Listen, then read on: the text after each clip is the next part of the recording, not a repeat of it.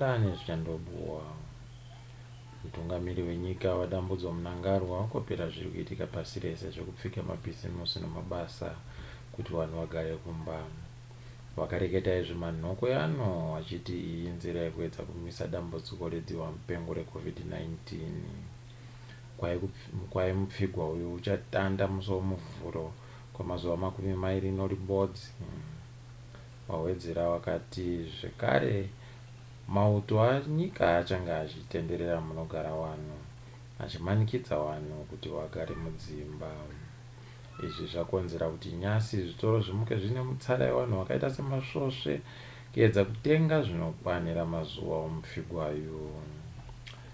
Zviri kutarisiwa kuti vanhu vachagara mudzimba nokuti mauto edu anozivikanwa nokuwawa semasvosve mukange anoruma kunyange neari pemhosva. Ticharamba tichikupai ticharamba tichikupakurirai zvizere isu anakadzi Tapi Wabiko nawo. Uku ndiko kupera kudzichangobuwa.